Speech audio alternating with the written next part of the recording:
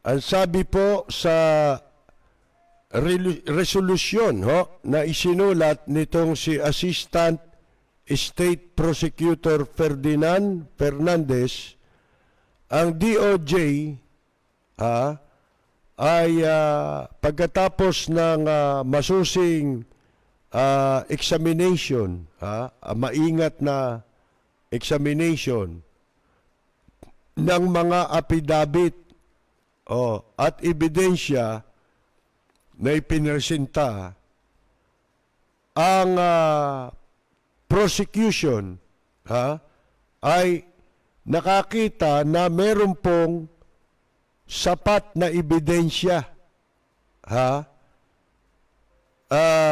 na ang krimen ng paglabag sa Articles 183 ng Revised Penal Code laban dito kay Bicoy, alias Bicoy, mga kaibigan. Merong sapat na ebidensya ayon sa State Prosecutor ng DOJ. Ano-ano ba yun? Ang sabi sa Article 183, ito yung kasong perjury. Ang mga elements, yung mga elemento ng krimen, elements of perjury. Sabi ko nga sa inyo, di ba, bawat krimen, may mga elements yan. Kailangan, nandun yung mga elemento ng krimen para ikaw ay kasuhan sa hukuman, para kalitisin sa hukuman. Pag nandun lahat. Pag kulang yun, hindi pwede. Di ba? Kailangan kumpleto. Ano-ano ba yung element? Sana kung element lang isa lang yun. Hindi may element sa bawat krimen. Ano-ano yun? Sabi dito, ang akusado, sabi, ay gumawa ng pahayag, sinumpaang pahayag, on a material matter. Siyempre, yung akusasyon niya, laban dito sa mga pinaratangan niya, pinirmahan niya yun, sinumpaan niya pa. That the statement of affidavit, number 2 ito, that the statement or affidavit was made before a competent officer. Number 2 yun. Number 3, that in the statement or affidavit, he made a willful and deliberate assertion of falsehood. Mga mali ang mga hindi katotohanan. Yung kanyang mga pinagsasasabing sinumpaan niya. Number 4, that the statement or affidavit contains falsity required by the law. Number 5, the prosecution held that all these elements, apat lang pala yun. Ang sabi, yun daw, apat na yun, lahat yun, yung mga elemento na kailangan para kalitisin sa kasong perjury, makakita ng ebidensya na nagkasala ka sa batas, are present in the case against Ad Vincula, ito yung si Bicoy, noting that his sworn affidavit was material in establishing probable cause in the sedition complaint against the opposition figures. Mga kaibigan, wala siyang ebidensya paratang lang Di ba?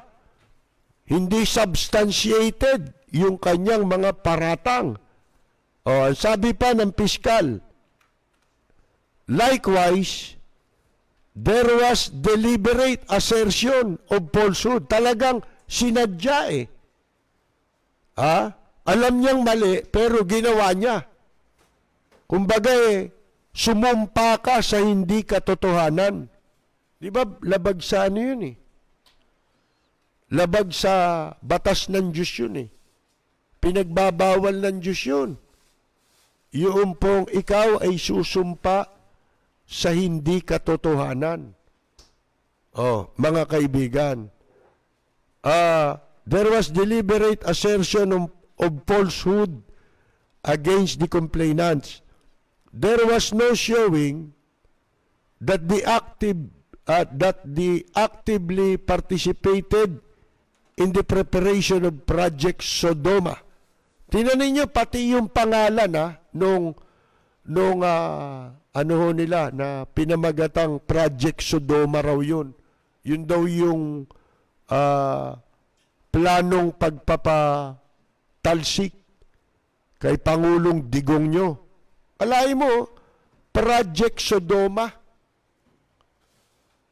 Hindi ba yung Sodoma, biblical word yun na tumutukoy sa isang bansa, di ba? Nung araw na ginunaw ng Diyos dahil sa kalaswaan, kahalayan, di ba? Kasamaan. Kaya nga, yung ginawa yung kaso ni Soriano, yung rape case niya, ang ginahasa niya ron lalaki. Doon sa dalawang rape case ni Bad Eli Soriano ng andating daan di ba, kaya nga tinawag yun na sodomy. Yung ganong klase ng ng sexual intercourse. Sapagkat yun ginagawa nun sa Sodoma at Gomora nung araw. Yun ang ikinagalit ng Panginoon Diyos.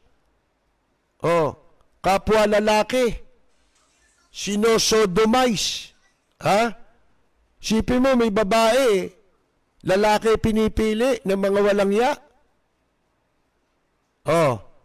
Kaya sa galit ng Panginoon Diyos, ginunaw sila. Pero bago gunawin yun, nagpadala pa ng anghel ang Panginoon Diyos doon para iligtas yung lingkod niya si Lot at yung pamilya ni Lot. Dahil si Lot ang bukod tanging matuwid sa Panginoon ng Diyos, sa mata ng Panginoon Diyos, mga kaibigan. Kaya nagsugo ng anghel kasi alam ng Diyos na mag-aatubili si Lot at saka yung pamilya, pero ang nais na mangyari ng Panginoon Diyos, masiguro ang kaligtasan Nagpadala ng anghel. Baya kalain ninyo, yung ipinadalang anghel, magandang lalaki. Nung makita ng mga hayok na kamukha ni Eli Soriano, mga kaibigan, may bisita si Lot na magandang lalaki. Akala nila karaniwang lalaki yun. Yung pala anghel yun, mga kaibigan. Abay, gustong gahasain. Hinarang pa sila ni Lot Sabi, nako, huwag niyong gawin yan. Kung gusto niyo, itong mga anak ko na lang. Isipin mo, ino-offer pa ni Lot yung kanyang mga anak. Imbes na yung anghel na isinugo ng Diyos para iligtas siya.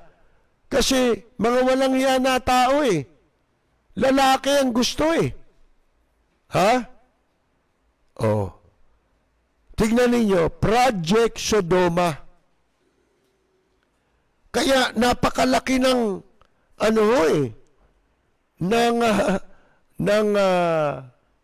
posibilidad na kasali. Itong ang dating daan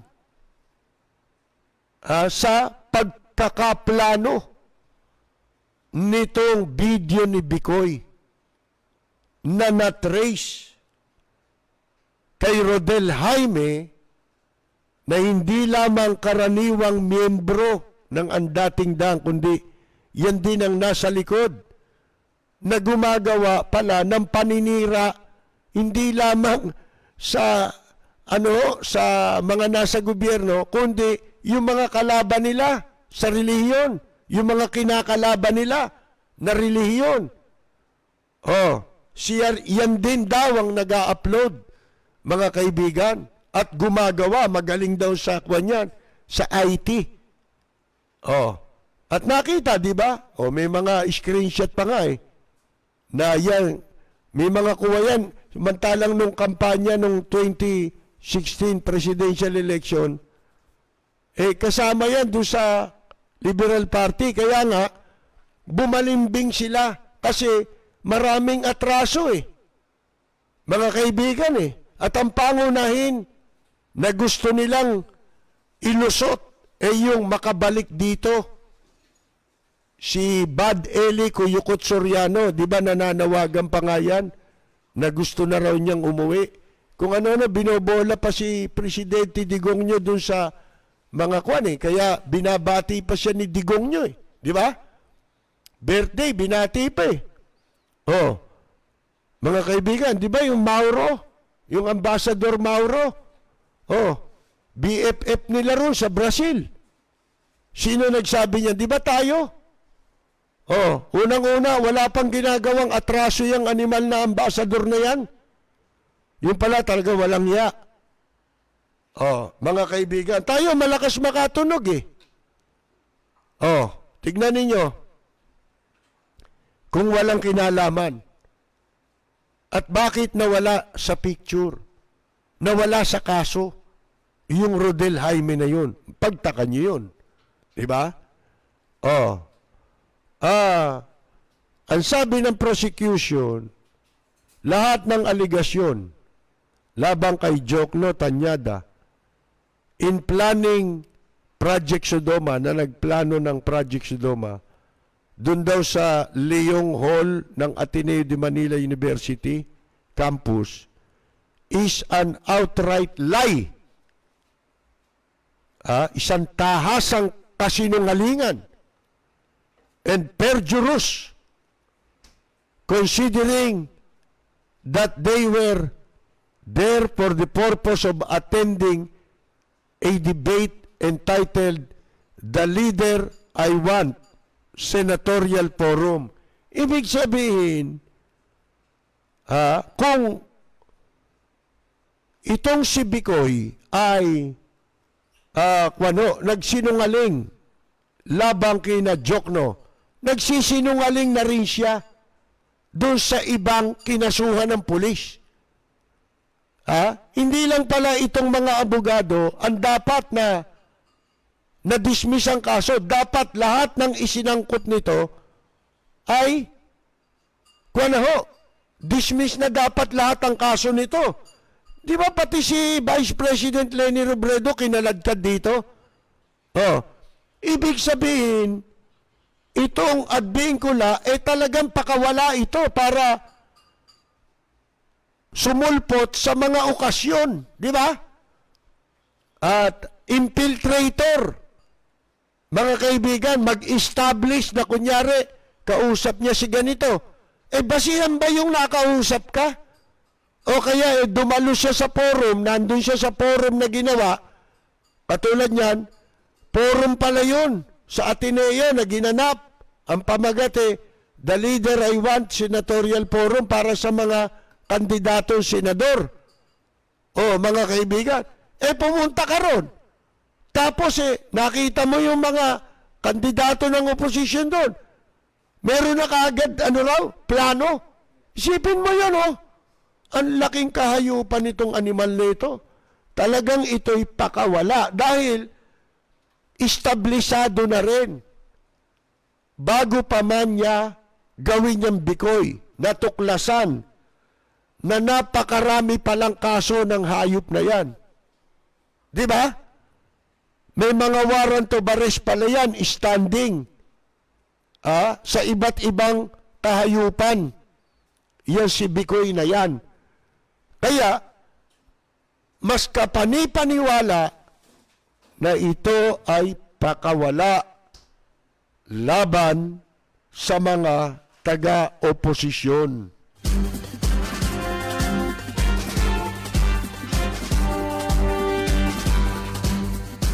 Si Ka-Percy Lapid bumabanat. Lapid Fire!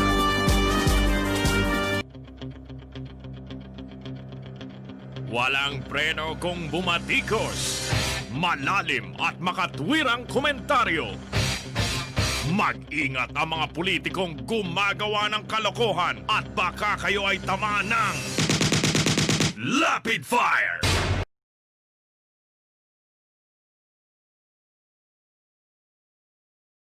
At eto yung sa UP nga pala, no? Oh, iba ang kinakatwiran nila dyan yung MPA, di ba? Nai-impluwensyahan daw. Kasi nung araw yan, nung illegal pa yung komunismo, si Nene Pimentel, natatandaan ninyo, di ba? Namatay na. Nung panahon ni dating Pangulong Marcos, si Nene Pimentel nabilanggo yan. Pinabilanggo ni dating Pangulong Marcos yan. Alam niyo kung bakit? Ang akusasyon sa kanya, nagbibigay siya ng pera sa mga MPA. Kaya siya pinakulong, mga kaibigan. Pero ang halaga lang nung binibigay niya, nung nakita, meron nakakita yata o tumistigo na nagbigay siya ng pera, maliit na amount Kumbaga, ano lang 100 pesos lang yata O wala pang 100. Basta gano'n more or less 100 pesos. Kahit pa sabihin mo nung panahon na yun, 70s yun 100 piso. Mahal pa ang pera noon, pero hindi kalakihan yun Walang ano yun walang value yun para maging pondo, hindi ba? Sa kilusan ng MPA. Hindi ba, mga kaibigan? Ito mga bata na estudyante, inaakusahan nila na na nire-recruit. Sila pala nire-recruit Bakit mo sila ang tatakutin mo at gusto mong ipadampot? Yan ang layunin niya kung bakit kinansila yung kasunduan ng UP at ng Defense. Hindi ba, mga kaibigan? Kumbaga sa illegal recruiter, di ba? At saka yung biktima ng illegal recruiter, bakit mo uhuliin yung biktima ng illegal recruitment? Di ang huliin mo yung recruiter. Di ba? Mga kaibigan, yun ang hirap sa atin eto, talaga bang galit kayo sa komunista? At saka yung supporter ng komunista, ng MPA. Di ba? Si Angel Locsin pinaratangan din, di ba? Na sumusuporta, nagbibigay daw sa MPA. Eto, bakit ito hindi ninyo imbestigahan? Pati yung mga kasama nito sa kanilang relihiyon, kunyari, kulto, yung ang dating daan. Pati yung pamangkin ni Soriano. Kasi tinatawagan sila ni Soriano Ganito, ito, pakinggan ninyo. Kaya pati kaaway natin, pag nakita nyo ngayon, gutom, bigyan natin. Kung may kilala kayong mga MPA na gipit, sabihin nyo lang sa akin, magpapadala ako. Kung loloobin ng Diyos, kahit na ako'y mangutang lang, makatulong lang tayo. Marami na kasing nagigipit ngayon Kung minsan siguro, kaya sila kumakapit sa patalim, nagigipit. Tulungan natin ang ating mga kapwa. Kahit na hindi natin mga kapatid. Basta may alam kayo, pagbigay alam nyo sa manggagawa, makarating sa akin. At lalo na ang mga kapatid, pagbigay nyo lang alam, huwag nyong kakalimutan mga kapatid. Di ba? Ayan kahasa niya si Soriano nananawagan. Pumunta raw kayo sa mga tauhan niya. Yun yung mga manggagawa, di ba? Di ba sinong pinuno nila ngayon? Si Daniel Rason, di ba? Ba't hindi sila iniimbestigahan ng AFP at saka ng Philippine National Police? Si Percy Lapid, bumabanat. Lapid Fire! Linaw-linaw mga kaibigan Hindi naman tayo nagpaparatang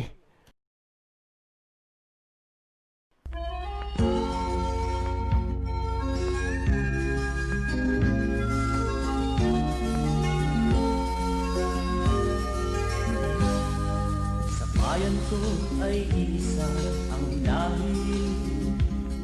Dito'y wala ang pagkukunwari. Hindi padadaig, sadyang kilala sa daigdig. May pagkakaisa sa bawat nais. Magandang Yumaga! Gigi Reyes!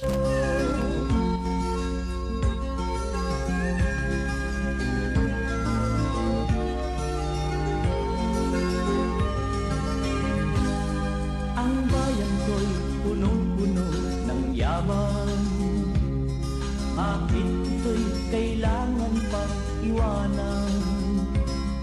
Hindi nga ba't anong sarap mabuhay ng